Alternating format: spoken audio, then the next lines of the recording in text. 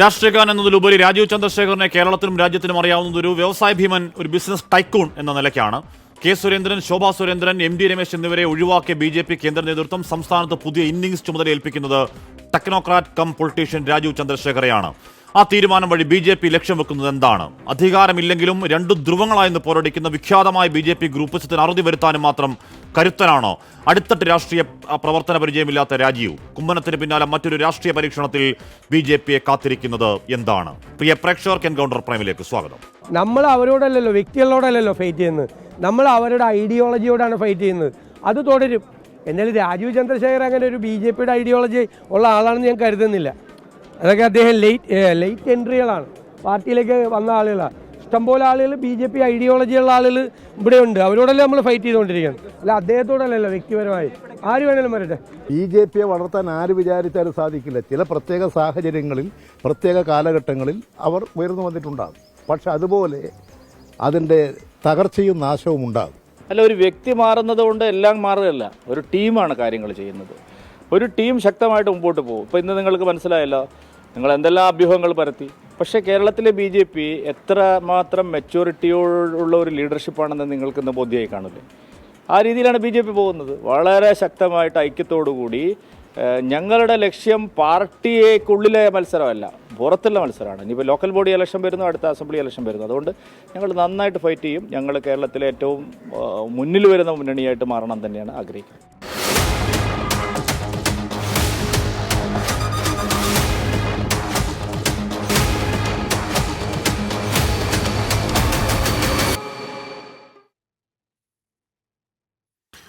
Advocate VP. Sreepadmanabhan, advocate N. Lalkumar, Jinto John, Shri Shabu Prasad എന്നിവർ ചർച്ചയിൽ. ആദ്യം ഞാൻ ശ്രീ വി.പി. ശ്രീപത്മനാഭൻ. ശ്രീ വി.പി., നിങ്ങൾക്ക് കാര്യങ്ങളെ പോസിറ്റീവ് കാണേണ്ട ദിവസമാണ് ഇന്ന്.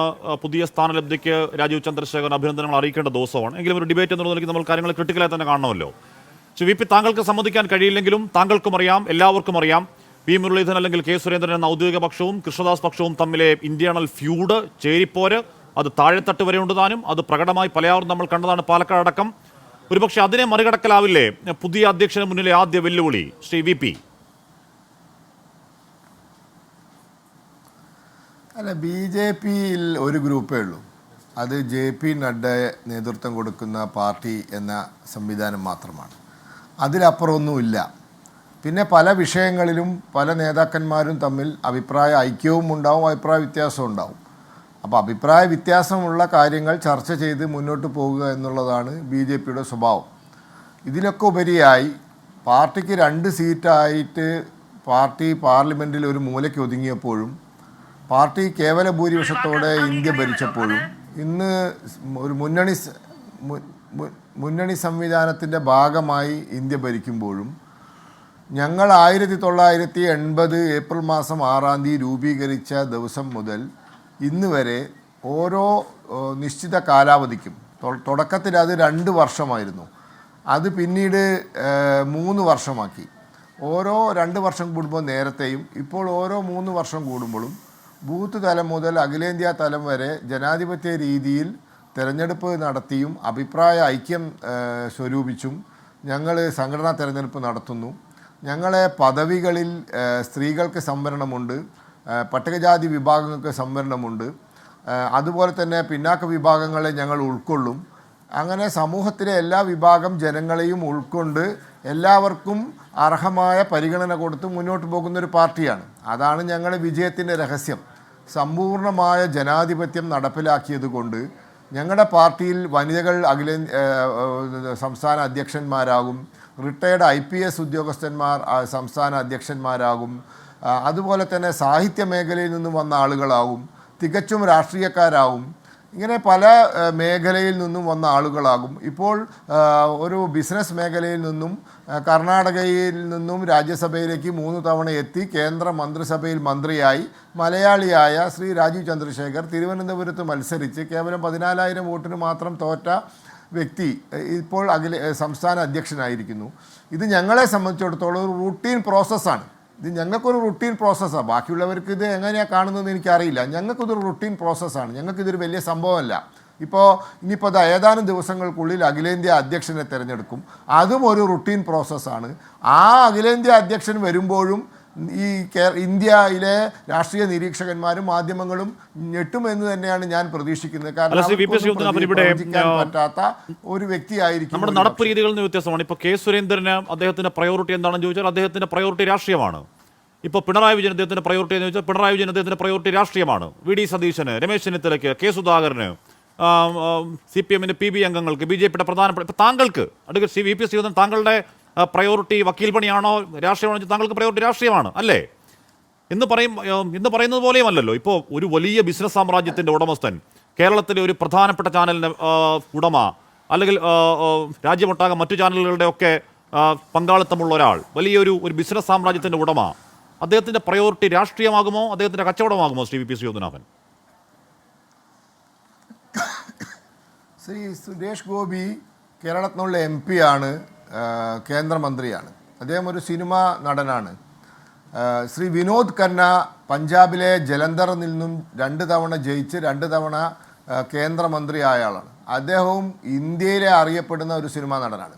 ശ്രീമതി ഹേമമാലിനി മധുരയിൽ നിന്നും 3-ാം തവണ റെക്കോർഡ് ഭൂരിപക്ഷത്തിൽ ജയിച്ചിരിക്കുകയാണ്. അവരൊരു സിനിമാ നടിയാണ്, സർവോപരി അവരൊരു നർത്തകിയാണ്. ഇങ്ങനെ ടെലിവിഷൻ പേഴ്സണാലിറ്റി ആയിരുന്ന ശ്രീമതി സ്മൃതി ഇറാനി അവർ BJP-യിൽ വന്നു, രാജ്യസഭയിൽ വന്നു, ലോക്സഭയിൽ ജയിച്ചു, അവർ കേന്ദ്രമന്ത്രിയായി. ഇങ്ങനെ സമൂഹത്തിന്റെ നാനാ വിഭാഗത്തിൽ പറയുന്ന എല്ലാ ഉദാഹരണവും പാർലമെന്ററി രംഗത്തേക്കുള്ളതാണ്. ഇപ്പൊ ഞാൻ പറയുന്നത് രാജീവ് ചന്ദ്രശേഖർ നല്ല മന്ത്രി എന്ന് പേരെടുത്ത ആൾ കൂടിയാണ്. അദ്ദേഹം രാജ്യസഭ വഴി വന്ന ആളാണ്. ഒരു രാഷ്ട്രീയ പാർട്ടിയുടെ സംസ്ഥാന അധ്യക്ഷൻ എന്ന് പറയുന്നതും ഒരു ജനപ്രതി എന്ന് പറയുന്നത് രണ്ടും രണ്ടല്ലേ? രാഷ്ട്രീയ പാർട്ടിയുടെ സംസ്ഥാന അധ്യക്ഷൻ അടിത്തട്ട് വരെ കാര്യങ്ങൾ അറിഞ്ഞിരിക്കണം. അതിനെ മാനേജ് ചെയ്യാനുള്ള ഒരു മെയ്വഴക്കം ഉണ്ടാവണം. അതിനെ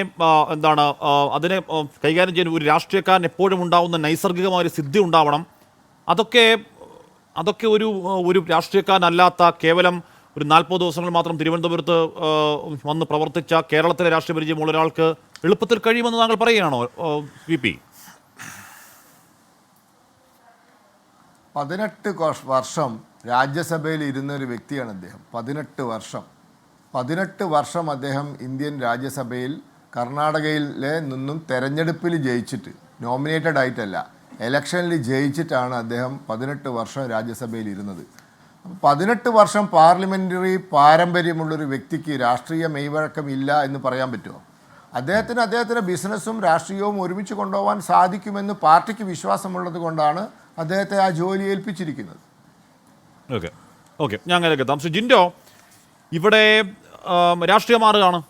കേരളത്തിലടക്കം ആ രാഷ്ട്രീയത്തിൻ്റെ മാറ്റത്തിൻ്റെ അലയുരുകൾ പ്രകടമാണ്.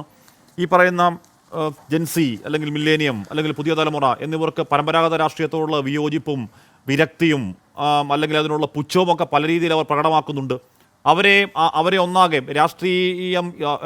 അരാഷ്ട്രീയം എന്ന് നമ്മൾ ആക്ഷേപിച്ച് മാറ്റി നിർത്തിയിരിക്കുന്നവരെ വേറൊരു വഴിയിൽ കൊണ്ടുവരാൻ കഴിയുമെന്ന് BJP പ്രതീക്ഷിക്കുന്നു.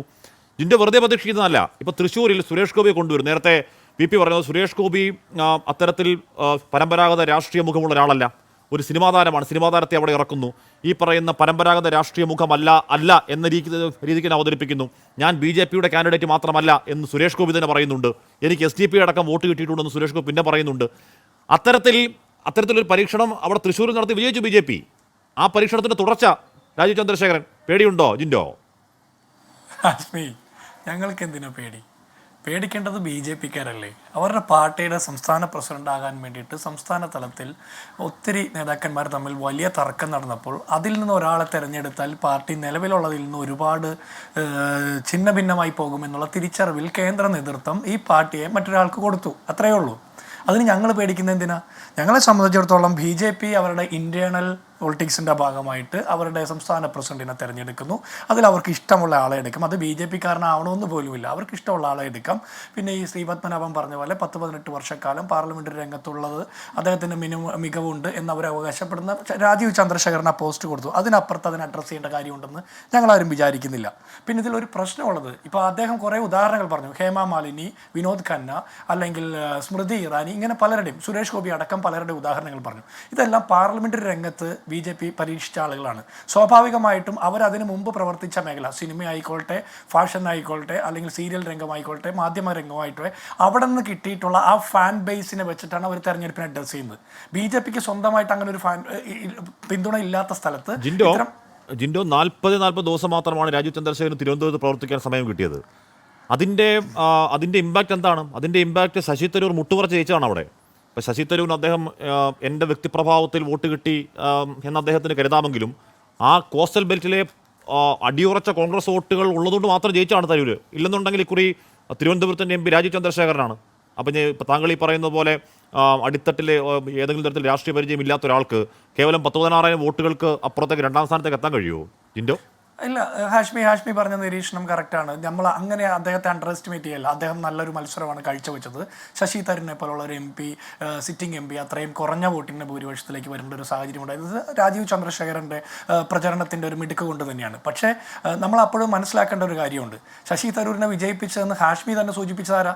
ആ പാവപ്പെട്ട മത്സ്യത്തൊഴിലാളികളും സാധാരണ മനുഷ്യരുമാണ്. അവിടെയാണ് എൻ്റെ പോയിന്റ് വരിക്കുന്നത്. നമ്മൾ ഏത് വിഭാഗത്തിൽപ്പെട്ട മനുഷ്യരാണ് ഈ രാജ്യത്ത് അധികമുള്ളത്, ഏത് വിഭാഗത്തിൽപ്പെട്ട മനുഷ്യരെയാണ് അഡ്രസ്സ് ചെയ്യേണ്ടത് എന്നുള്ള പോയിന്റിലേക്കാണ് നമ്മുടെ ചർച്ച എത്തുന്നത്. അപ്പോൾ അവിടെ BJP കേരളത്തിൽ ഏത് വിഭാഗത്തിൽപ്പെട്ട ആളുകളെയാണ് അഡ്രസ്സ് ചെയ്യാൻ താല്പര്യപ്പെടുന്നത് എന്നുള്ളത് രാജീവ് ചന്ദ്രശേഖരൻ്റെ ഈ പോസ്റ്റിങ്ങിലൂടെ നമുക്ക് മനസ്സിലാകുകയാണ്. അദ്ദേഹം ഈ പറഞ്ഞ കോർപ്പറേറ്റുകൾക്ക് കൊടുത്തു എന്നൊക്കെ പറയുന്ന രീതിയിലേക്ക് വരുന്നത് എവിടെയാണ്? ഇവിടെ BJPയുടെ ഐഡിയോളജിയിലൂടെ വളർന്നു വന്ന ഒരാളല്ല. അതിന് കാരണം എന്താ? BJPയുടെ ഐഡിയോളജിയിലൂടെ താഴെത്തട്ടിൽ നിന്ന് വളർന്നു വന്ന ഒരാളെ സംസ്ഥാന പ്രസിഡന്റ് സ്ഥാനത്തേക്ക് കൊണ്ടുവരുമ്പോൾ അവർക്ക് പോലും പൊരിഞ്ഞ അടി നടക്കുന്നു. അതിനപ്പുറത്തേക്ക് വിജയിക്കാൻ പറ്റില്ല. സ്വാഭാവികമായിട്ട് ഒരു സുരേഷ് ഗോപിയെ പരീക്ഷിക്കുന്നു, വിജയിക്കുന്നു. അതിനപ്പുറത്ത് ഈ പറഞ്ഞ പരീക്ഷണങ്ങളൊക്കെ വൻ വിജയമാണെന്ന് പറയുമ്പോൾ പണ്ട് നേമത്ത് ജയിച്ചിരുന്നു O രാജഗോപാൽ.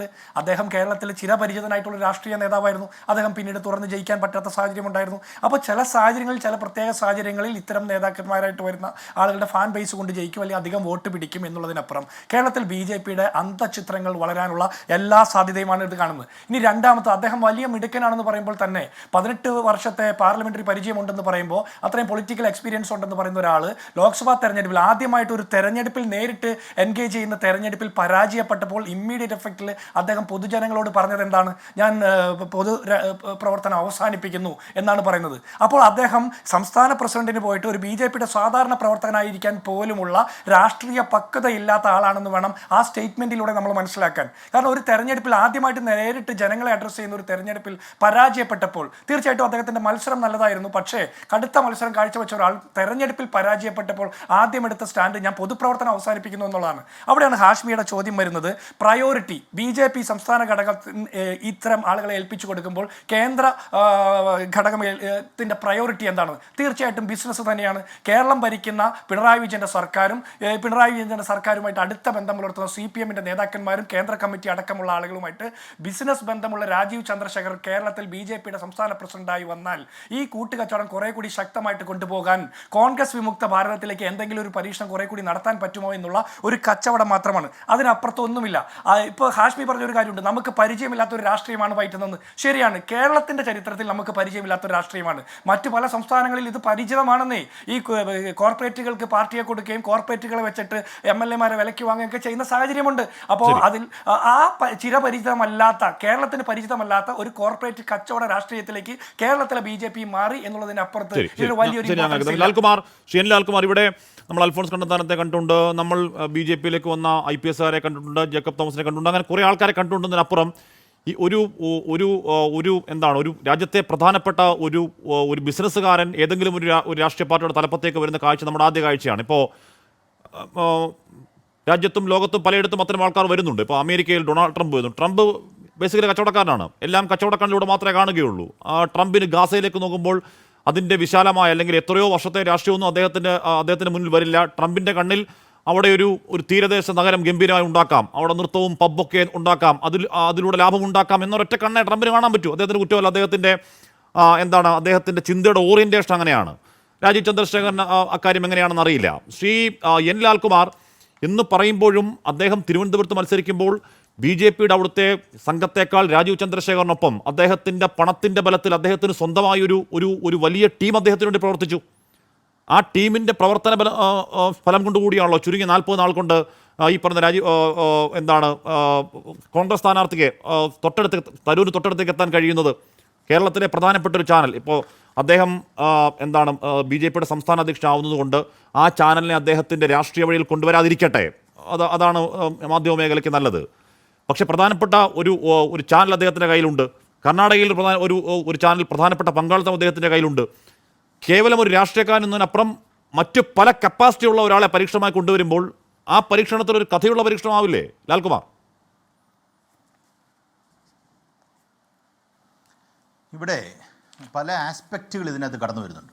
നോക്കൂ, രാജീവ് ചന്ദ്രശേഖരനുമായി ബന്ധപ്പെട്ട കാര്യങ്ങൾ പറയുമ്പം നമ്മുടെ മുന്നിൽ ഉള്ളത് തിരുവനന്തപുരത്തെ തെരഞ്ഞെടുപ്പുമായി ബന്ധപ്പെട്ട കാര്യങ്ങളാണ്. എനിക്ക് തോന്നുന്നു തിരുവനന്തപുരത്തെ തെരഞ്ഞെടുപ്പുമായി ബന്ധപ്പെടുത്തി മാത്രം ഒരു പാർട്ടിയുടെ വളർച്ചയ്ക്ക് വേണ്ടി അതിൻ്റെ പ്രസിഡൻറ്റിൻ്റെയോ അല്ലെങ്കിൽ അതിൻ്റെ അധ്യക്ഷനെയോ തിരഞ്ഞെടുക്കാൻ കാണിക്കുന്ന ഒരു വില്ലിങ്നെസ് ഉണ്ടല്ലോ, അതിനകത്തൊരു പ്രശ്നമുള്ള പോലെയാണ് എനിക്ക് തോന്നുന്നത്. പക്ഷേ നമുക്ക് കമ്പയർ ചെയ്യുന്നതിനകത്തൊരു മണ്ടത്തരമുണ്ട്. അതായിരിക്കും it is better to say. കാര്യം എന്താ, തിരുവനന്തപുരത്ത് ഏറ്റവും നന്നായിട്ട് പെർഫോം ചെയ്ത ഒരാൾ സംസ്ഥാനത്തെ മൊത്തം BJP വളർത്താൻ കഴിയുമോ? അദ്ദേഹം വളർത്താൻ നോക്കട്ടെ, അത് അവരുടെ ആഭ്യന്തര കാര്യമാണ്. നമ്മളെ സംബന്ധിച്ചിടത്തോളം ഒട്ടും ബാധിക്കുന്നൊരു വിഷയമല്ല. അവർ വളർത്താൻ അവരുടെ ശ്രമം എന്ന് പറഞ്ഞാൽ അതിനെ എതിർക്കാൻ, രാഷ്ട്രീയമായി എതിർക്കാൻ നമ്മളെല്ലാ കാര്യങ്ങളും നോക്കുക എന്നുള്ളതാണ് നമുക്ക് ചെയ്യാനുള്ളത്. പക്ഷേ അദ്ദേഹത്തെ ഇപ്പോൾ BJPയെ സംബന്ധിച്ചിടത്തോളം BJPക്ക് സംസ്ഥാനത്ത് ഇത്ര നാൾ പ്രവർത്തിച്ച ഒരാളെ കണ്ടെത്താൻ പറ്റുന്നില്ല, അല്ലെങ്കിൽ കണ്ടെത്തിയാൽ അതൊരു പ്രശ്നമാകും എന്ന രീതിയിലേക്ക് ഡെവലപ്പ് ചെയ്ത ഒരു രാഷ്ട്രീയ പ്രശ്നം BJPക്കകത്ത് ഉള്ളിലുണ്ട് എന്ന് വേണം നമുക്ക് ഇൻഫർ ചെയ്യാൻ. അതുണ്ടോ ഇല്ലയോ എന്നുള്ളത് ശ്രീപത്മനാഭൻ പറഞ്ഞു, ഇല്ല എന്ന് അദ്ദേഹം പറഞ്ഞു. പക്ഷെ നമ്മൾ കാണുമ്പം പ്രകടമായി നമ്മൾ കാണുന്നത് ഇവർ തമ്മിൽ ഒരു തർക്കമുണ്ട് എന്നുള്ള രീതിയിലാണ് നമുക്ക് കാണുന്നത്. ഒരു അധ്യക്ഷനെ തന്നെ മറ്റ് സംസ്ഥാനത്തിൽ നിന്ന് അല്ലെങ്കിൽ മറ്റ് സംസ്ഥാനത്തിൽ പ്രവർത്തിച്ച ഒരാളെ കേരളത്തിലേക്ക് പാരച്യൂട്ട് ചെയ്ത് കൊണ്ട് വെക്കേണ്ട ഒരു സാഹചര്യം വരുന്നു. ആ സാഹചര്യം യഥാർത്ഥത്തിൽ BJPയുടെ സ്ട്രെങ്ത് കുറയ്ക്കുകയാണെന്നുള്ളതാണ് എൻ്റെ ഒരു ബേസിക് വിലയിരുത്തൽ. അത് എങ്ങനെ വേണമെങ്കിൽ ആൾക്കാർക്ക് കാണാം കേട്ടോ. അപ്പം ഇവിടെ ആഭ്യന്തരമായ ഒരാളെ കണ്ടെത്താൻ കഴിഞ്ഞില്ലേ എന്നുള്ളൊരു ചോദ്യമുണ്ട്. അത് പിന്നെ തിരുവനന്തപുരമായിട്ട് ചേർത്ത് വെച്ച് വായിക്കാൻ പറ്റില്ല. പിന്നെ താങ്കൾ ചോദിച്ച അടുത്തൊരു ചോദ്യം ഈ ചാനലുമായി ബന്ധപ്പെട്ടൊരു വിഷയമാണ്. ആ ചാനലുമായി ബന്ധപ്പെട്ട വിഷയം മാധ്യമ മേഖലയുമായി ബന്ധപ്പെട്ട് ഞാൻ വളരെ ഗൗരവത്തിൽ കാണുന്നൊരു വിഷയമാണ്. അതെനിക്ക് തോന്നുന്നു അതുതന്നെ ഒരു ചർച്ചാ വിഷയമാണ്. കാരണം അദ്ദേഹം കഴിഞ്ഞ കുറച്ച് കാലങ്ങളായി അദ്ദേഹത്തിൻ്റെ രാഷ്ട്രീയ പ്രവർത്തനത്തിൽ ഈ പറയുന്ന മുഖ്യധാരാ മാധ്യമങ്ങളിൽ നിൽക്കുന്ന ഏഷ്യാനെറ്റിൻ്റെ ഉടമസ്ഥതയിലുള്ള ആളാണ് അദ്ദേഹത്തിൻ്റെ ഉടമസ്ഥതയിലുള്ളതാണ് ഏഷ്യാനെറ്റ്. അവിടെ ഒരു പ്രവർത്തനം, അദ്ദേഹത്തിൻ്റെ ഒരു ഇൻഫ്ലുവൻസ് വരുന്നുണ്ടോ എന്ന് നമുക്ക് പലപ്പോഴും തോന്നിപ്പോകുന്നുണ്ട്. കാര്യം ഞാൻ ഒരു ഉദാഹരണം പറയാം. നോക്കൂ, രാഷ്ട്രീയം സംസാരിക്കുന്ന ആൾക്കാരാണല്ലോ നമ്മൾ. ചാനലുകൾക്കും രാഷ്ട്രീയമുണ്ടല്ലോ. ഈ കഴിഞ്ഞ തെരഞ്ഞെടുപ്പിൽ, കഴിഞ്ഞ പാർലമെൻറ്റ് ഇലക്ഷന് ഏഷ്യാനെറ്റ് എന്ന് പറയുന്ന ചാനൽ ഒരിക്കലും ഒരു ഒപ്പീനിയൻ പോൾ ചെയ്തില്ല. അതിനു മുമ്പുള്ള നമ്മൾ ഏഷ്യാനെറ്റിൻ്റെ രാഷ്ട്രീയവും ഏഷ്യാനെറ്റിൻ്റെ ഒരു ഹിസ്റ്ററി എടുത്ത് നോക്കിക്കഴിഞ്ഞാൽ ഏഷ്യാനെറ്റ് വ്യക്തമായ ഒപ്പീനിയൻ പോൾ ചെയ്യുന്ന ആൾക്കാരായിരുന്നു. ആ ഒപ്പീനിയൻ പോൾ എന്തുകൊണ്ട് ചെയ്തില്ല എന്നുള്ളതിന് അവർക്കൊരു പ്രോപ്പർ ആൻസർ ജനങ്ങളുടെ മുന്നിൽ വെക്കാൻ കഴിഞ്ഞില്ല. നേരോടെ, നിരന്തരം, നിർഭയം എന്നൊക്കെ നമ്മൾ പറയുമെങ്കിലും യഥാർത്ഥത്തിൽ ഇത് നമ്മൾ നോക്കുന്നു എല്ലാ ചാനലുകളും ചെയ്യുന്നു, എല്ലാ ചാനലുകളും മത്സരിക്കുന്നൊരു വിഷയമാണ്. കേരളത്തിലെ ചാനലുകൾ തമ്മിൽ മത്സരമുണ്ട്. ആ മത്സരത്തിനകത്ത് ആ ഒപ്പീനിയൻ പോൾ അവർ താല്പര്യപ്പെടാതെ അല്ലെങ്കിൽ പുറയിലോട്ട് മാറി നിന്നതിന് കാരണങ്ങളിലൊന്ന് ഞാൻ അടിസ്ഥാനപരമായി വിശ്വസിക്കുന്നത് രാജീവ് ചന്ദ്രശേഖർ എന്ന ആൾ അവിടെ മത്സരിച്ചു. വളരെ ഉറപ്പായ മത്സരമുണ്ട്. ആ മത്സരത്തിൽ BJPയുടെ ഒരു മൗത്ത് പീസാക്കി ആ ചാനലിനെ മാറ്റിയാൽ ആ ബിസിനസ്സിൽ പിടിച്ചു നിൽക്കാൻ ആ ചാനലിന് കഴിയില്ല എന്ന് ഉത്തമ ബോധ്യമുള്ള ആളാണ് കച്ചവടക്കാരൻ കൂടിയായ രാജീവ് ചന്ദ്രശേഖർ. അതുകൂടി കണക്കിലാക്കണം. ഇപ്പോൾ രാജീവ് ചന്ദ്രശേഖർ രാഷ്ട്രീയക്കാരനാണോ കച്ചവടക്കാരനാണോ എന്ന് ചോദിച്ചാൽ ബേസിക്കലി രാജീവ് ചന്ദ്രശേഖരൻ ഒരു ബിസിനസ് ടൈക്കൂണാണ്. ലാൽകുമാർ വിജയിച്ച ഒരു വ്യവസായിയാണ്. അല്ല, നോക്കൂ ഞാൻ പറഞ്ഞ പോയിന്റ് ഹാഷ്മി കിട്ടിയില്ല. ഞാൻ പറഞ്ഞെന്താ, മാധ്യമങ്ങൾ തമ്മിൽ വലിയ കോമ്പറ്റീഷൻ ഉള്ള ഒരു സ്ഥലത്ത് അപ്പോൾ ഒപ്പീനിയൻ പോളിനകത്തും കോമ്പറ്റീഷനാ. 24 നോക്കൂ, LDFന് ഇത്ര, UDFന് ഇത്ര, BJPക്ക് ഇത്ര എന്ന് പറഞ്ഞ ഒരു സത്യത്തിൽ ഒരു മത്സരം പോലെയാണ് കേരളത്തിൽ ആൾക്കാർ കാണുന്നത്. അതിനകത്ത് ആ മത്സരത്തിൽ നിന്ന് പുറകോട്ട് മാറുന്ന ഒരു ഏഷ്യാനെറ്റിനെ നമ്മൾ കണ്ടില്ലേ? അതെന്തുകൊണ്ട് അത് മാറി നിന്നു എന്നുള്ളതിൻ്റെ ഒരു ഉത്തരം യഥാർത്ഥത്തിൽ ഏഷ്യാനെറ്റിന് ഇപ്പോഴും ജനങ്ങളുടെ മുന്നിൽ വിശദീകരിക്കാൻ പറ്റിയിട്ടില്ല. നോക്കൂ, നമ്മളെപ്പോലുള്ള ആൾക്കാർ അല്ലെങ്കിൽ പൊതുരംഗത്ത് നിൽക്കുന്ന ആൾക്കാരിൽ നിന്ന് എല്ലാ വിശദീകരണങ്ങളും ചാനലിന് വേണം താനും. അതേ സ്ഥാനത്ത് ചാനലിന് ഒരു വിശദീകരണം ഇതുമായിട്ട് ബന്ധപ്പെട്ട് കൊടുക്കാനും പറ്റിയിട്ടില്ല എന്നുള്ളൊരു പ്രശ്നമുണ്ട്. അങ്ങനൊരു പ്രശ്നമുണ്ട്. അടുത്തത് കുംഭമേളയുമായി ബന്ധപ്പെട്ട് നിങ്ങളുടെ വാർത്തകളിൽ വന്നത് ഞാൻ കണ്ടതാണ്. കുംഭമേളയുമായി ബന്ധപ്പെട്ട് രാജീവ് ചന്ദ്രശേഖർ അതിനകത്തൊരു ഇടപെടൽ നടത്തി, എഡിറ്റോറിയലിൽ ഒരു ഇടപെടൽ നടത്തി. അപ്പോൾ കുംഭമേളയുമായി ബന്ധപ്പെട്ട കാര്യത്തിൽ ഇടപെടൽ നടത്തി എന്ന് പറഞ്ഞാൽ നമുക്ക് എങ്ങോട്ടാണ് ഇത് പോകുന്നത് എന്നുള്ളൊരു ചോദ്യമുണ്ട്. അത് അവിടെ നിൽക്കട്ടെ. അപ്പം ഞാൻ അതിനെക്കാട്ടിലും കൂടുതൽ അതിന് രാഷ്ട്രീയ പ്രാധാന്യം നൽകുന്നത് ഒപ്പീനിയൻ പോളും എക്സിറ്റ് പോളും ഒക്കെ തന്നെയാണ് ഞാൻ പ്രാധാന്യം നൽകുന്നത്. അവിടെ ഒരു അപകടം ഒളിഞ്ഞിരിപ്പുന്നുണ്ടെന്ന് ഞാൻ കരുതുന്നു. അടുത്ത പോയിന്റിലേക്ക് വരാം. നോക്കൂ, കേരളത്തിൽ കുമ്മനം രാജശേഖരനെ പോലൊരാളെ ഇവർ ന്യൂട്രൽ ആളെ പ്ലേസ് ചെയ്തതാണ് BJP ആണല്ലോ. കുമ്മനം രാജശേഖരൻ എന്ന് പറഞ്ഞാൽ യഥാർത്ഥത്തിൽ BJPയുടെ മെമ്പർ ആയിരുന്നില്ല. അദ്ദേഹം RSSുമായിട്ടോ അല്ലെങ്കിൽ അങ്ങനെ ബന്ധത്തിൽ നിന്നൊരാളാണ്. RSSൻ്റെ ബാക്കിംഗ് ഉള്ള ഒരാൾ യഥാർത്ഥത്തിൽ BJPയുടെ സംസ്ഥാന അധ്യക്ഷനായി വന്ന ശേഷവും അദ്ദേഹത്തിന് ഇവിടുന്ന് മറ്റൊരു സംസ്ഥാനത്തെ ഗവർണറായി പോകേണ്ട ഒരു സാഹചര്യം ഡെവലപ്പ് ചെയ്തു. അപ്പം നമ്മൾ മനസ്സിലാക്കുന്ന കോൺഗ്രസിനകത്തുള്ള ബി ജെ പിക്ക് അകത്തുള്ള വലിയ ആഭ്യന്തര പ്രശ്നം യഥാർത്ഥത്തിൽ കുമ്മനം രാജശേഖരന് പോലും പിടിച്ചു നിർത്താൻ പറ്റാത്ത സാഹചര്യത്തിലേക്ക് അത് ഡെവലപ്പ് ചെയ്തു. നോക്കൂ, ശ്രീധരൻപിള്ള സാറിനെ എടുക്കൂ. ശ്രീധരൻപിള്ള സാർ ഇവിടുന്ന് പോകുന്നത് ബി ജെ പിക്കകത്ത് തർക്കമാണ് സത്യത്തിൽ. അങ്ങനെ ഓരോരുത്തരും ഈ പറയുന്ന വലിയ പ്രവർത്തന പരിചയമുള്ളവർക്ക് പോലും ഒഴിഞ്ഞു പോകേണ്ട ഒരു സ്ഥലത്ത് ഈ 14 ജില്ലയിലെ സംസ്ഥാന പ്രസിഡന്റുമാരെ തന്നെ രാജീവ് ചന്ദ്രശേഖരൻ അറിയാമോ എന്ന് എനിക്കറിയില്ല. അദ്ദേഹം അറിയുമോ ഇല്ലയോ എന്നുള്ളത് എന്നെ ബാധിക്കുന്ന വിഷയമല്ല കേട്ടോ. അത് അദ്ദേഹത്തിന്റെ കോമ്പീറ്റൻസ് എൻ്റെ ഒരു വിഷയമേ അല്ല. ഒരു കാര്യം നമുക്കറിയാം, അദ്ദേഹം ഗ്രാസ് റൂട്ടിൽ അത് അവരുടെ ജില്ല. ഞാൻ പറഞ്ഞ അല്ല, ഇപ്പം ശ്രീ പത്മനാഭൻ എന്ന് പറയുന്ന ആൾ കേരളത്തിലെ ശ്രീപത്മനാഭൻ എന്ന് പറയുന്ന ആൾ, അദ്ദേഹം നോക്കൂ, നമ്മൾ എപ്പോഴും ഡിബേറ്റ് ചെയ്യുന്ന ഒരാളാണ്. കേരളത്തിൻ്റെ രാഷ്ട്രീയ മണ്ഡലത്തിൽ അത്ര ഇടപെടുന്ന ഒരാളാണ്. അത് നമ്മൾ അദ്ദേഹത്തെ എതിർക്കെങ്കിലും അദ്ദേഹം ഇടപെടുന്ന ഒരാളാണ്. അദ്ദേഹം യോഗങ്ങളിൽ പോകുന്ന ആളാണ്, സംസാരിക്കുന്ന ആളാണ്. അങ്ങനെ ഒരു പ്രവർത്തനം എന്ന് വെച്ചാൽ താഴേക്കിടയിലുള്ള ഒരു പ്രവർത്തനം MT രമേശ്, സുരേന്ദ്രനുമായിട്ടൊക്കെ ബന്ധപ്പെട്ട് നമ്മൾ സുരേന്ദ്രൻ്റെ കാര്യം പറഞ്ഞാൽ അപ്പം നമ്മൾ എതിർക്കുവാണ്. പക്ഷേ അവർ പ്രവർത്തിച്ചിട്ടുണ്ടോ എന്നുള്ള ചോദ്യത്തിൽ, ജനങ്ങളെ അറിയാമോ എന്നുള്ള ചോദ്യത്തിൽ എതിർക്കപ്പെടുകയും ചെയ്തിട്ടുണ്ട്. അത് തന്നെ ഒരു രാഷ്ട്രീയ പ്രവർത്തനമായിട്ടാണ് ഞാൻ കണക്കാക്കുന്നത്. അങ്ങനെ ഒരു പാരമ്പര്യം ഇല്ലാത്ത ഒരാൾ ഈ പറയുന്ന ഒരു ടെമൽറ്റസ് എൻവയോൺമെന്റിലേക്ക് പെട്ടെന്ന് വന്ന് കയറിയാൽ എത്രമാത്രം പെർഫോം ചെയ്യാൻ പറ്റും എന്നുള്ള കാര്യത്തിൽ എനിക്ക് സംശയമുണ്ട്. അത് തിരുവനന്തപുരത്ത് കിട്ടിയ ഒരു പെർഫോമൻസിന്റെ കേരളത്തിലെ റിഫ്ലക്ഷൻ, അത് എനിക്ക് അങ്ങനെ തന്നെ ഒന്ന് ഒറ്റ കാര്യം കൂടെ പറഞ്ഞ് അവസാനിപ്പിക്കാം. ഒറ്റ വരിയുടെ ഉള്ളൂ. ഒറ്റ വരി. നമുക്ക് നോക്കൂ, കേരളത്തിലെ ഏറ്റവും പരിണിതപ്രജ്ഞനായിട്ടുള്ള അല്ലെങ്കിൽ ഈ പറയുന്ന ലോകം അംഗീകരിക്കുന്ന ഒരാളാണ് ശശി തരൂർ. ശശി തരൂറുമായിട്ടാണല്ലോ വലിയ മത്സരം നടന്നത്. പക്ഷേ ശശി തരൂർ നമ്മളെടുക്കുക, ശശി തരൂർ AICC പ്രസിഡൻ്റായിട്ട് സ്ഥാനത്തേക്ക് മത്സരിക്കുന്നു. ഞാൻ ശശി തരൂരിനെ ആ വിഷയത്തിൽ സപ്പോർട്ട് ചെയ്ത ഒരാളാണ്. പക്ഷേ അദ്ദേഹം KPCC പ്രസിഡൻ്റായി വരാൻ താല്പര്യപ്പെടുന്നു ഇരിക്കട്ടെ, അദ്ദേഹം അതിന് പറ്റില്ല എന്ന് ഞാൻ ഉറപ്പിച്ച് പറയും. കാര്യം അദ്ദേഹത്തിൻ്റെ ടെറൈൻ അല്ല അത് എന്ന് പറയുന്നത് പോലത്തെ ഒരു പ്രശ്നം ഇതിനകത്ത് ഉണ്ടെന്നാണ് ഞാൻ കണക്കാക്കുന്നത്. അവിടെ ശശി തരൂരിനെ സപ്പോർട്ട് ചെയ്യുമ്പോഴും ഇതിന് കേരളത്തിൽ KPCC അധ്യക്ഷനായാലും ചിലപ്പോൾ KPCCക്ക് നല്ലൊരാളുണ്ടാവും എന്നാണ് ഞാൻ കണക്കാക്കുന്നത്. അത് അങ്ങനെ തന്നെ കാണണമെന്ന് എനിക്ക് തോന്നുന്നു. ഓക്കെ, ഞാൻ ഷാവ് പ്രസാദിലേക്ക് എത്തും മുമ്പ് മറ്റൊരു പ്രതികരണത്തിൽ മുഖ്യമന്ത്രി പിണറായി വിജയൻ രാജീവ് ചന്ദ്രശേഖരെ പറ്റി പറഞ്ഞു കൊടുത്ത് കേൾക്കാം. വിഷം എന്നല്ല, കൊടും വിഷം, വെറും വിഷമല്ല, അതൊരാക്ഷേപമല്ല. അദ്ദേഹത്തിന് അലങ്കാരമായിട്ടല്ലേ കാണുന്നത്. അതാണ് അദ്ദേഹത്തിന്റെ പ്രത്യേകത എന്നല്ലേ അദ്ദേഹം കാണുന്നത്. ജോപ്രസാദ് വിഷമെന്നല്ല കൊടും വിഷമെന്ന് മുഖ്യമന്ത്രി പിണറായി വിജയൻ പറയാനുള്ള കാരണം അങ്ങേക്കറിയാം. അത് കളമശ്ശേരി സ്ഫോടന സമയത്ത് അതിന്റെ അന്വേഷണം തുടങ്ങും മുമ്പ് തന്നെ അതിനെ കമ്മ്യൂണലായി ടെസ്റ്റ് ചെയ്യാൻ അദ്ദേഹം നടത്തിയ ഒരു മഹാമോശം നീക്കത്തെ തുടർന്നാണ് മുഖ്യമന്ത്രി പറയുന്നത് വിഷമല്ല കൊടും വിഷമാണെന്നുള്ള കാര്യം. രണ്ടാമത്തെ കാര്യം ജിൻഡോ പറഞ്ഞ കാര്യം. ജിൻഡോ പറഞ്ഞത് അദ്ദേഹം തിരുവനന്തപുരത്ത് മത്സരിക്കുന്നു, മെച്ചപ്പെട്ട പ്രകടനം കാഴ്ചവെക്കുന്നു, അദ്ദേഹം പരാജയപ്പെടുന്നു. ആ മോദി മന്ത്രിസഭയിൽ രാജീവ് ചന്ദ്രശേഖരൻ ഉൾപ്പെടുത്താതിരിക്കുന്നു എന്ന് തിരിച്ചറിയുമ്പോഴേക്കും അദ്ദേഹം ട്വീറ്റ് ചെയ്യുന്നു, ഞാൻ എൻ്റെ ഇക്കാലം അത്രയുമുള്ള രാഷ്ട്രീയ പ്രവർത്തനം ഞാൻ അവസാനിപ്പിക്കുകയാണ്. അത് ഇത്തരത്തിൽ ഒരു പരാജയപ്പെട്ട ആളായി അവസാനിപ്പിക്കുന്നത് ഞാൻ കരുതിയതല്ല, പക്ഷേ താങ്ക്സ് ലോട്ട്, എല്ലാവർക്കും നന്ദി എന്ന് പറഞ്ഞ് അദ്ദേഹം എല്ലാം വെച്ചുകെട്ടി പോകാൻ തുടങ്ങിയ ആളാണെന്നേ. അപ്പോൾ ഞാൻ പറയുന്നത് അതെന്തുകൊണ്ടാണ് അങ്ങനെ ഉണ്ടാകുന്നത്? ഇപ്പോൾ ഇന്ന് ശോഭാ സുരേന്ദ്രൻ മാധ്യമങ്ങളോട് സംസാരിച്ചു. ശോഭാ സുരേന്ദ്രൻ്റെ ഉള്ളിൽ നല്ല സങ്കടമുണ്ട്, നല്ല വലിയ വിഷമമുണ്ട്. ആ വിഷമം നിൽക്കുമ്പോഴും ചിരിച്ചുകൊണ്ട് എൻ്റെ പാർട്ടിയുടെ ഒറ്റക്കെട്ടായ തീരുമാനമാണ് എന്ന് ശോഭയ്ക്ക് പറയാൻ കഴിയും. എന്തുകൊണ്ടാണ്? അവരൊരു സീസൺഡ് രാഷ്ട്രീയക്കാരി ആയതുകൊണ്ടാണ്. ആ സീസൺഡ് രാഷ്ട്രീയക്കാരുടെ സ്വഭാവം രാജീവ് ചന്ദ്രശേഖരൻ ഇല്ലെങ്കിൽ എങ്ങനെയാണ് കേരളം പോലൊരു സംസ്ഥാനത്ത് ഒരു പാർട്ടിയെ നയിക്കാൻ കഴിയുക? ഷാവു പ്രസാദ്. ഹാഷ്മി, ആദ്യം നിങ്ങൾ ബി ജെ പിയുടെയും സംഘപരിവാറിൻ്റെ ഒരു ചരിത്രം ഒന്ന് മനസ്സിലാക്കുന്നത് വളരെ നന്നായിരിക്കും. അതായത് അന്ന് വരെ കർട്ടന് പിന്നിൽ പ്രവർത്തിച്ച അധികം മാർക്കും പരിചയമില്ലാത്ത ആൾക്കാരെ പെട്ടെന്ന് മുൻപിലേക്ക് കൊണ്ടുവന്ന് അവരെ ജനകീയരാക്കുന്ന ഒരു മാന്ത്രിക വടി BJPയുടെ കയ്യിലുണ്ട്. 1991 മുരളി മനോഹർ ജോഷി എന്ന് പറയുന്ന ആൾ ദേശീയ പ്രസിഡന്റ് ആകുമ്പോൾ അതുവരെ പാർട്ടിക്ക് പുറത്തൊരു കുഞ്ഞിന് പോലും അദ്ദേഹത്തിന് അറിയില്ലായിരുന്നു. പിന്നെ 2001 ഗുജറാത്തിലേക്ക് മുഖ്യമന്ത്രിയായിട്ടൊരാളെ വിട്ടു. ആ മനുഷ്യനെ പാർട്ടിയുടെ കർട്ടന് പിന്നിലും പാർട്ടിക്കുള്ളിലും അല്ലാതെ പിന്നെ അപൂർവം കുറച്ച് ഇൻ്റലക്ച്വൽസിനും പത്രക്കാർക്കും അല്ലാതെ ഒരു കുഞ്ഞിന് പോലും അറിയില്ലായിരുന്നു. അദ്ദേഹം അതിനു മുമ്പ് ഒരു സ്കൂൾ ഇലക്ഷനിൽ പോലും മത്സരിച്ചിട്ടില്ല, പൊതുയോഗങ്ങളിൽ പ്രസംഗിച്ചിട്ടില്ല, ഒന്നും ചെയ്തിട്ടില്ല, ആർക്കും അറിയില്ല. ആ മനുഷ്യൻ്റെ പേര് നരേന്ദ്രമോദി എന്നാണ്.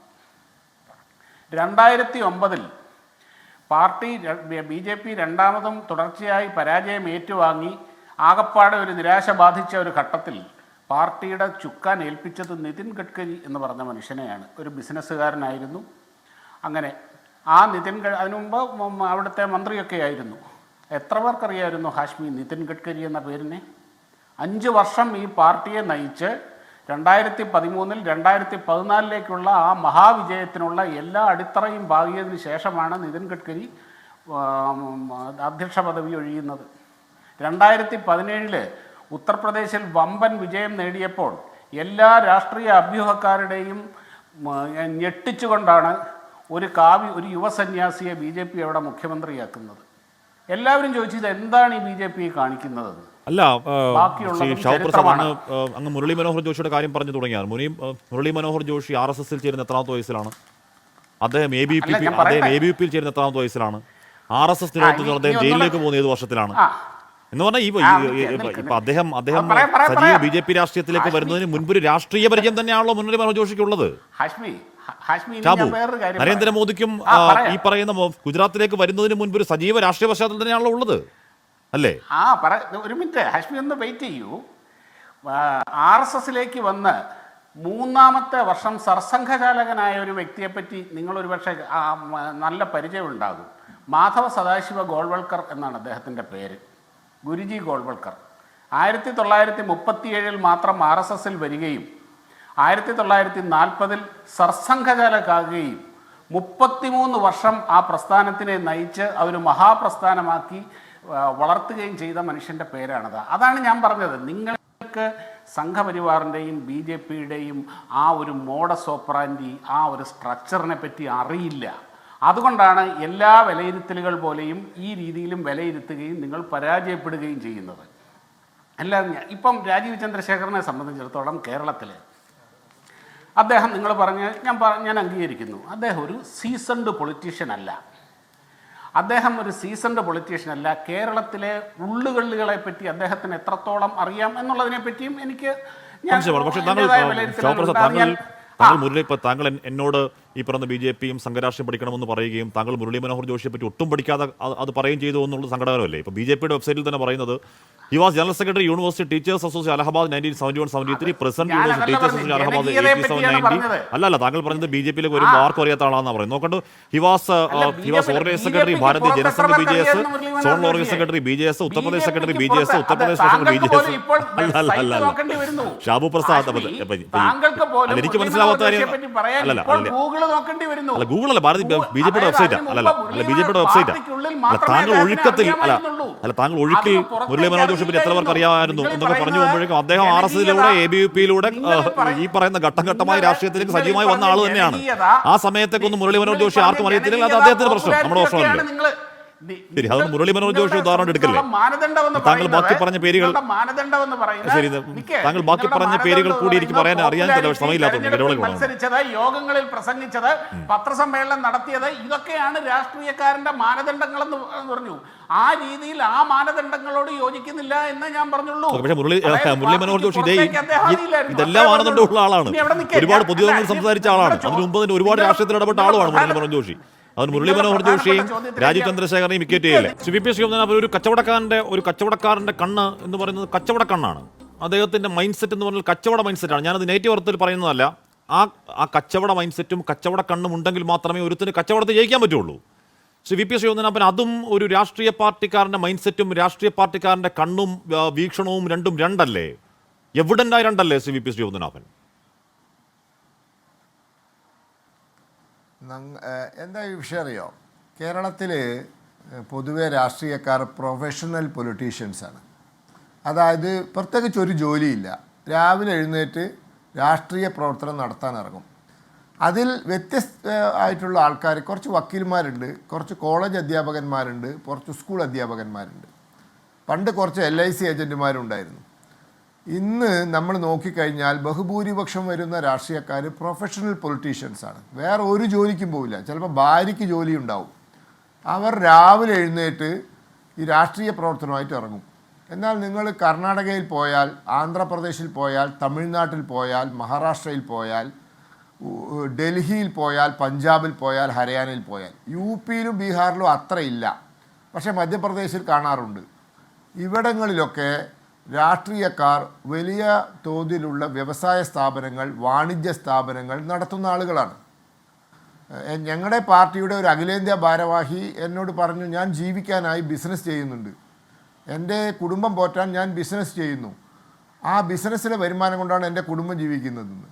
അപ്പോൾ ഇങ്ങനെ കച്ചവടക്കാരായ അല്ലെങ്കിൽ വാണിജ്യ വ്യവസായികളായ രാഷ്ട്രീയക്കാരെ ഇന്ത്യ മുഴുവൻ കാണാം. യു പിയിലും ബീഹാറിലൊക്കെ കൃഷി ആണ് പ്രധാന അവരുടെ തൊഴിൽ. അപ്പോൾ കൃഷിക്കാരായ രാഷ്ട്രീയക്കാരാണ്. അത് പഞ്ചാബിലുണ്ട്, ഹരിയാന അവിടങ്ങളിലൊക്കെ ഉണ്ട്. പക്ഷേ ഒരുപാട് വലിയ കച്ചവടം ചെയ്യുന്ന വാണിജ്യ സ്ഥാപനങ്ങൾ നടത്തുന്ന, ഇപ്പോൾ ഷാബു പ്രസാദ് ഒരു നിതിൻ ഗഡ്കരിൻ്റെ ഉദാഹരണം തന്നിട്ടുള്ളൂ. ഞാൻ ഒരു 100 ഉദാഹരണം എനിക്ക് തരാൻ പറ്റും. ഇവരൊക്കെ വലിയ തോതിൽ ബിസിനസ് ചെയ്യുന്ന, വ്യവസായങ്ങൾ ചെയ്യുന്ന ആളുകളാണ്. ഫാമിലി ബിസിനസ് ആയിരിക്കും, അല്ലെങ്കിൽ ഇൻഡിവിജ്വൽ പ്രൊപ്പറേറ്റർഷിപ്പ് ആയിരിക്കും, പാർട്ട്ണർഷിപ്പ് ആയിരിക്കും, കമ്പനികളായിരിക്കും. അപ്പോൾ അവർ ജീവിക്കുന്നത് രാഷ്ട്രീയം കൊണ്ടല്ല, അവർ ജീവിക്കാൻ ഒരു തൊഴിൽ ചെയ്യുന്നു, അതോടൊപ്പം പൊതുപ്രവർത്തനം നടത്തുന്നു. കേരളത്തിൽ അങ്ങനെ നമ്മൾ അധികം കാണാം. അവിടെ പ്രൊഫഷണൽ പൊളിറ്റീഷ്യൻസ് ആണ് ബഹുഭൂരിപക്ഷവും. ഇതാണൊരു പ്രശ്നം. അപ്പം നമുക്കിതൊരു പുതുമയാണ്. മാത്രവുമല്ല, കേരളത്തിൽ ഇവരെ മറ്റൊരു രീതിയിലാണ് കാണുന്നത്. എന്തോ വലിയ പൈസക്കാരൻ പൊതുപ്രവർത്തന രംഗത്ത് വന്ന് ആ രംഗം കൂടി ഉപയോഗിച്ച് കുറേ പൈസ ഉണ്ടാക്കാം എന്ന് കരുതി വരുന്ന ആൾ എന്ന നിലയിലാണ് തെറ്റിദ്ധരിക്കപ്പെടുന്നത്.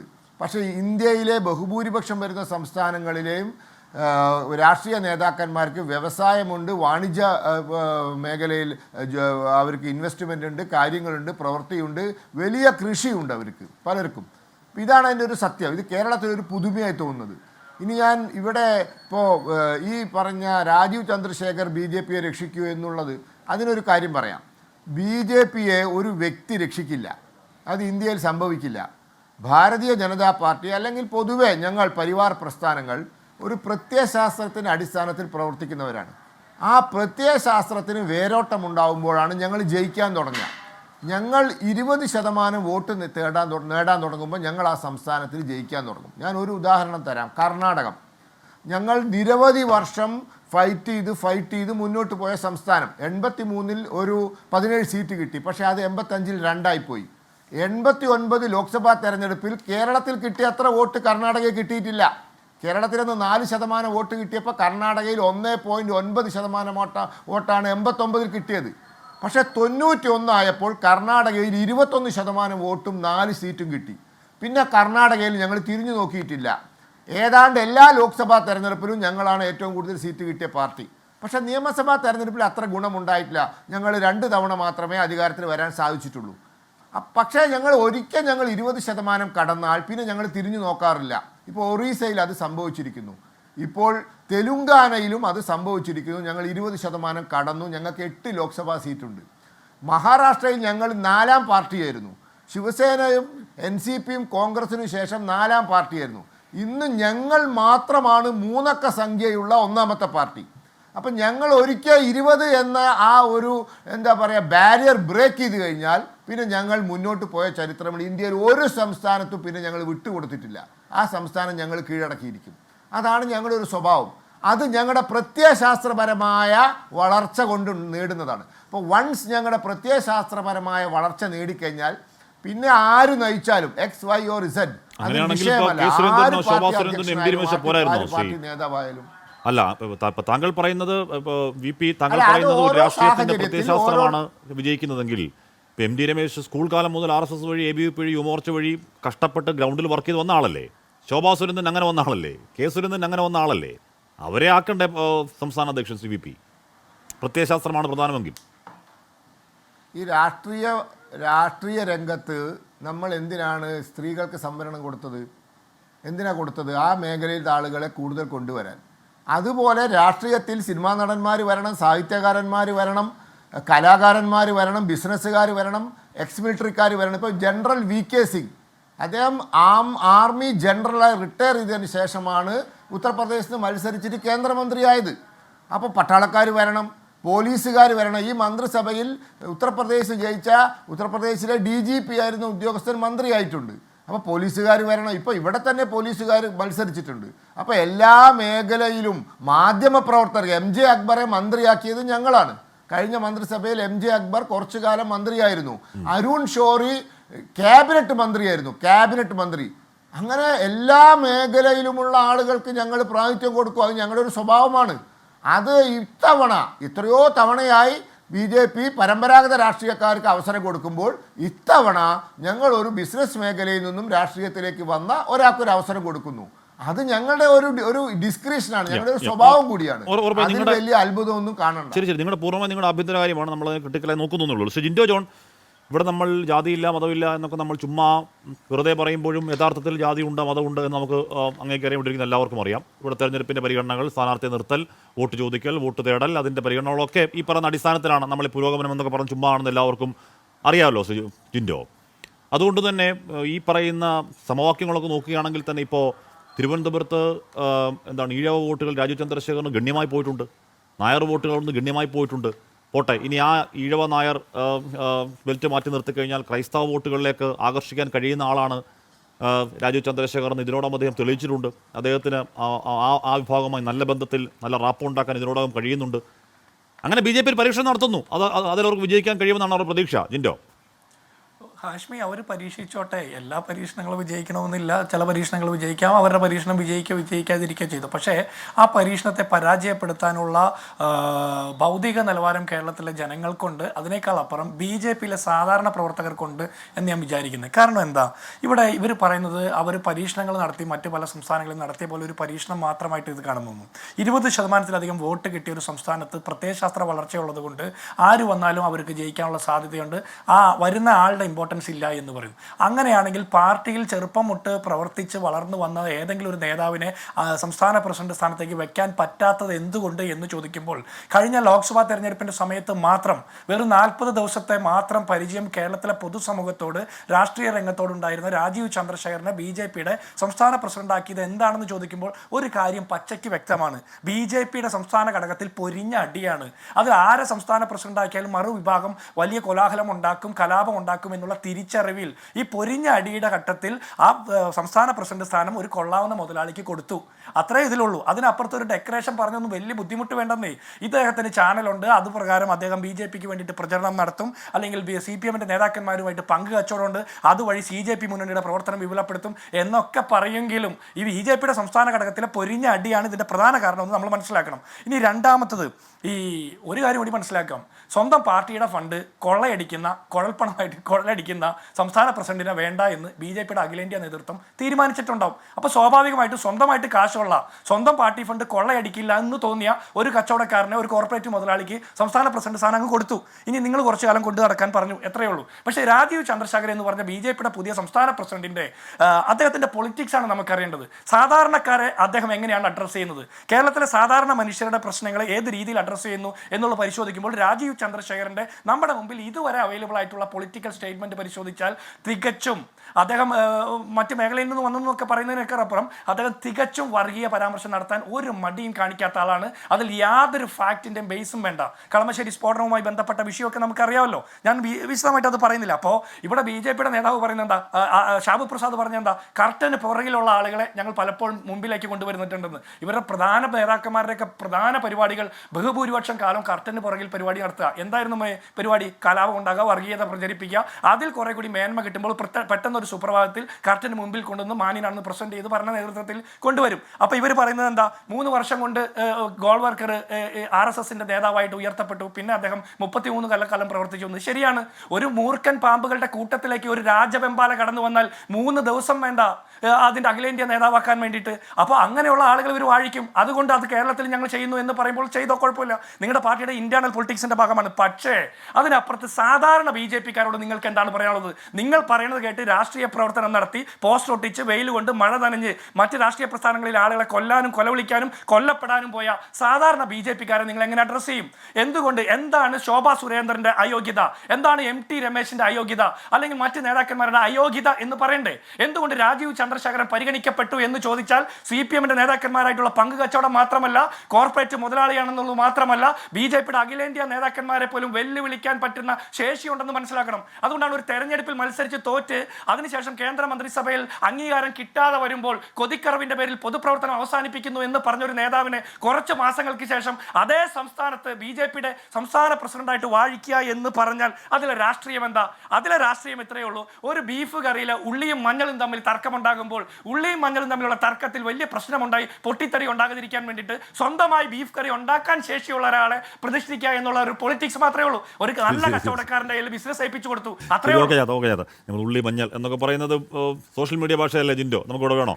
ഓക്കെ, ഞാൻ അങ്ങനെയൊക്കെ ബീഫ് കറിയിലെ ഉള്ളി മഞ്ഞളും എന്ന് പറഞ്ഞാൽ ഞാൻ ആരെങ്കിലും ഉദ്ദേശിച്ച് പറഞ്ഞാൽ ഞാൻ ഉദ്ദേശിക്കുന്നില്ല. പക്ഷേ സോഷ്യൽ മീഡിയയിൽ ചില പ്രയോഗങ്ങൾ താങ്കൾ ആവർത്തിച്ച് തോന്നിയോട് പറഞ്ഞാണ്. ഓക്കെ, വിട്ടേക്കൂ. ഞാൻ ലാലിലേക്ക് എത്താം. ഷാബു, ഞാൻ നേരത്തെ ചോദിച്ചത് തന്നെയാണിപ്പോൾ ജിൻഡോ പറയുന്നത്. താങ്കൾ മറുപടി പറഞ്ഞില്ല, അല്ലെങ്കിൽ താങ്കൾ മറുപടി പറയുന്നതിന് മുമ്പ് ഞാൻ ഇടപെടലേക്ക് പോയി. അതായത് ഒരു തെരഞ്ഞെടുപ്പിൽ മത്സരിച്ചു, നന്നായി മത്സരിച്ചു, തോറ്റു. അത് കഴിഞ്ഞ് അടുത്ത മന്ത്രിസഭയിൽ അദ്ദേഹത്തെ മന്ത്രിയാവുന്നില്ല. മന്ത്രിയാകുമ്പോഴേക്കും അത് നിരാശനാകുന്നു. അദ്ദേഹം പറയുന്നു ഞാൻ രാഷ്ട്രീയം ഇവിടെ അവസാനിപ്പിക്കുകയാണ്. അത് ഇത്തരത്തിൽ പരാജയപ്പെട്ടൊരുത്തനെ പോകണമെന്ന് ഞാൻ ആഗ്രഹിച്ചതല്ല, പക്ഷേ ഗുഡ് ബൈ, എല്ലാവർക്കും നന്ദി എന്ന് പറഞ്ഞിട്ട് അദ്ദേഹം പരസ്യമായി അദ്ദേഹത്തിന് ട്വിറ്ററിൽ ഇട്ട ഒരാളാണ്. അതെന്തുകൊണ്ടാണ്? അത് രാഷ്ട്രീയ പരിചയമില്ലാത്തതുകൊണ്ടല്ലേ ഷാബു? ഇല്ല, ഇപ്പോൾ പറഞ്ഞു അദ്ദേഹത്തിന് അന്നേരം അങ്ങനത്തെ പ്രതികരണം നടത്തണമെന്ന് തോന്നി, അത് അവിടെ കഴിയുകയും ചെയ്തു, അദ്ദേഹം അത് പിൻവലിക്കുകയും ചെയ്തു, സംഭവം അവിടെ കഴിഞ്ഞു. ഇനി അതിനെ ഏത് രീതിയിൽ വേണമെങ്കിൽ നിങ്ങൾക്ക് വ്യാഖ്യാനിക്കാം.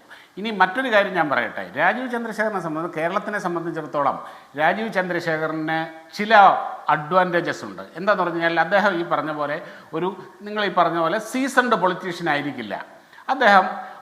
അത് തന്നെയാണ് അദ്ദേഹത്തിൻ്റെ ഏറ്റവും വലിയ അഡ്വാൻറ്റേജ്. അദ്ദേഹത്തിന് കേരളത്തിൽ വന്ന് മുൻവിധികളില്ലാതെ എല്ലാ താല്പര്യങ്ങൾക്കും അതീതമായി അദ്ദേഹത്തിന് പ്രവർത്തിക്കാൻ കഴിയും. ബഹുമാനപ്പെട്ട ശ്രീപത്മനാഭൻ ഇവിടെ പറഞ്ഞതുപോലെ അദ്ദേഹം രാഷ്ട്രീയം കൊണ്ട് ജീവിക്കേണ്ട ആളല്ല. അദ്ദേഹം ഒരു പ്രൊഫഷണൽ രാഷ്ട്രീയക്കാരനല്ല, രാഷ്ട്രീയക്കാരനായ പ്രൊഫഷണലാണ്. ഇത് രണ്ടും തമ്മിലുള്ള വളരെ വലിയ വ്യത്യാസമുണ്ട്. അതുകൊണ്ട് തന്നെ അദ്ദേഹത്തിന് നാളെ അദ്ദേഹത്തിൻ്റെ രാഷ്ട്രീയ ഭാവിയെക്കുറിച്ച് അദ്ദേഹത്തിന് വ്യാകുലപ്പെടേണ്ട കാര്യമില്ല. നാളെ എനിക്ക് എന്തെങ്കിലും അങ്ങനത്തെ കാര്യങ്ങളെപ്പറ്റി അദ്ദേഹത്തിന് ഭയപ്പെടേണ്ട കാര്യമില്ല. അങ്ങനെയുള്ള ഒരു കൺസേണും ഇല്ലാതെ റിസൾട്ട് ഓറിയൻറ്റഡായ ഒരു പ്രൊഫഷണലിനെ പോലെ അദ്ദേഹത്തിന് പ്രവർത്തിക്കാൻ കഴിയും. BJPക്ക് ഇപ്പോൾ കേരളത്തിൽ വേണ്ടത് റിസൾട്ടാണ്. അതായത് വോട്ട് വിഹിതം കൂടുന്നു എന്നുള്ളതിനേക്കാൾ ഉപരി ഇവിടെ സീറ്റ് എണ്ണം കൂടണം. ഇപ്പോൾ സുരേഷ് ഗോപി ഇവിടെ ജയിച്ചു, അതേപോലെ അസംബ്ലിയിലേക്ക് ഒരു നിർണായക ശക്തിയായി മാറണം. ആ രീതിയിലുള്ള ഒരു വലിയ ജമ്പ് BJPക്ക് ഇപ്പോൾ കേരളത്തിൽ ആവശ്യമാണ്. ആ രീതിയിൽ റിസൾട്ട് ഓറിയൻറ്റഡായി, എപ്പോഴും റിസൾട്ട് ഓറിയൻറ്റഡായി പ്രവർത്തിക്കുന്ന, പ്രൊഫഷണലായി ചിന്തിക്കുന്ന ഒരു ലീഡർഷിപ്പ് കേരളത്തിൽ BJPക്ക് ആവശ്യമാണ്. അതുമാത്രമല്ല, ഈ പറഞ്ഞതുപോലെ അദ്ദേഹം പറഞ്ഞതുപോലെ ഇപ്പം നമുക്ക് തന്നെ അറിയാം ഹാഷ്മി, കുറേ കാലമായിട്ട് നമ്മൾ ഈ സിനിമകളിലൊക്കെ കാണുന്നുണ്ടല്ലോ, ഏറ്റവും കൂടുതൽ കയ്യടി കിട്ടുന്ന കഥാപാത്രങ്ങൾ ആരാണ്? ഏറ്റവും കൂടുതൽ ജനങ്ങൾ വെറുക്കുന്ന കഥാപാത്രങ്ങളാണ് രാഷ്ട്രീയക്കാരാണ്.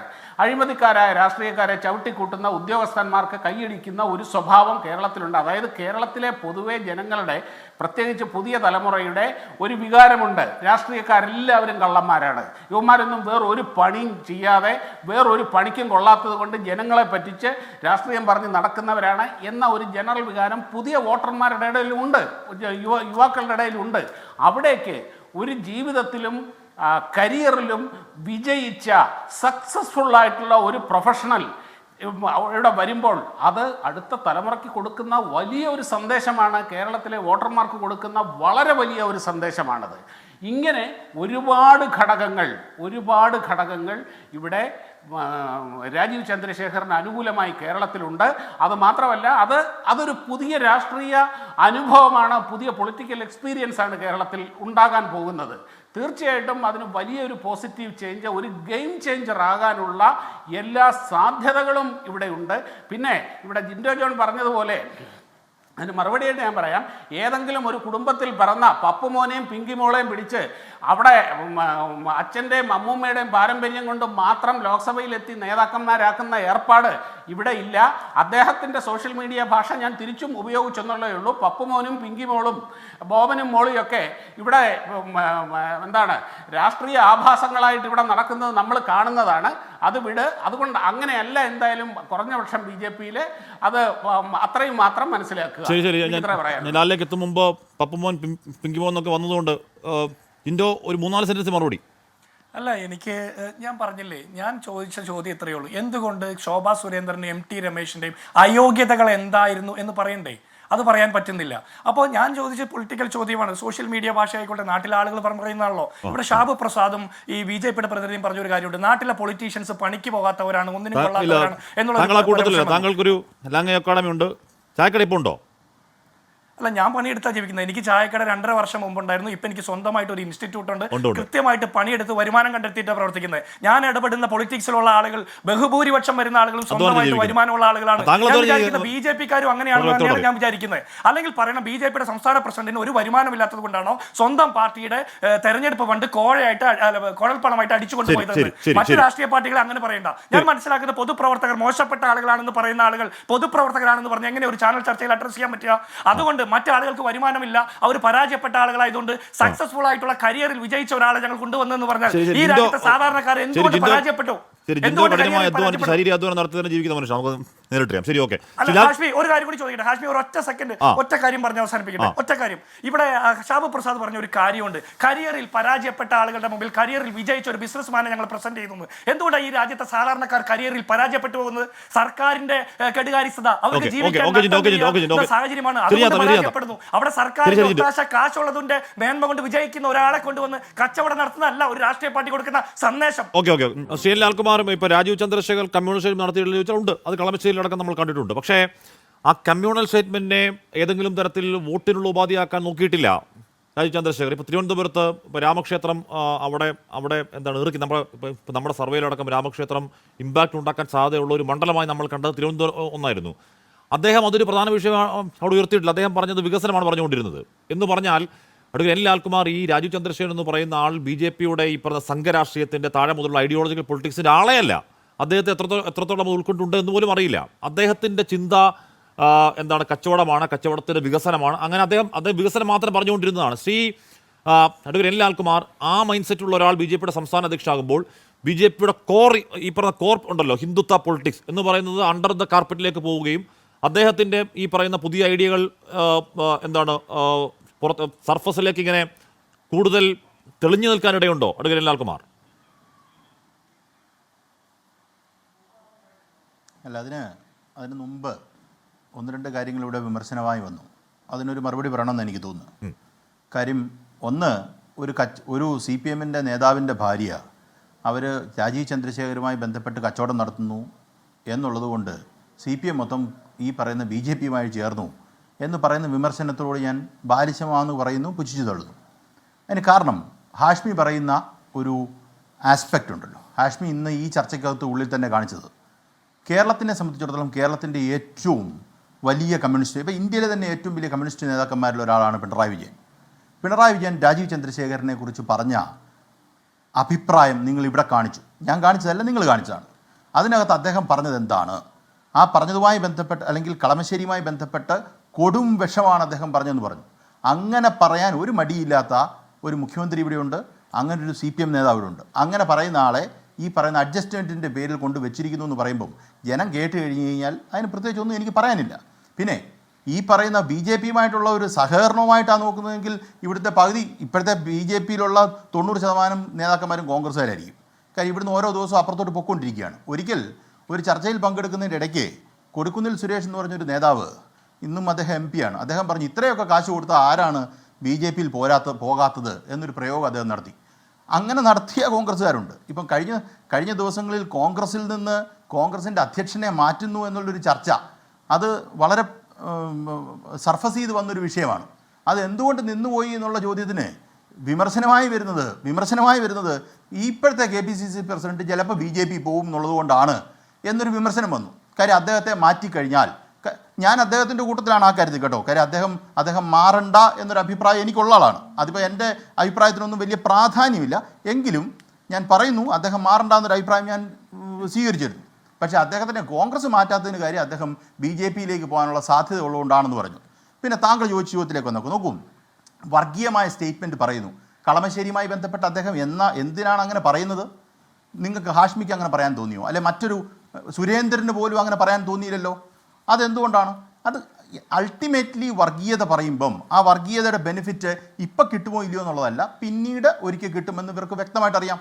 അതാണ് ഇവിടുത്തെ കാര്യം. പിന്നെ ട്രിവാൻഡ്രവുമായി ബന്ധപ്പെട്ട് ട്രിവാൻഡ്രത്തിലെ ഓഡിയൻസിനെ നിങ്ങൾക്ക് അറിയാൻ വയ്യാത്തതുകൊണ്ടാണ്. ട്രിവാൻഡ്രത്തിലെ ഓഡിയൻസിൻ്റെ അടുക്കൽ നിങ്ങൾ ഈ പറയുന്ന ഈ പച്ച വർഗീയതയൊന്നും പറഞ്ഞ് രാമക്ഷേത്രമൊന്നും പറഞ്ഞാൽ അവിടെ ജയിക്കില്ല.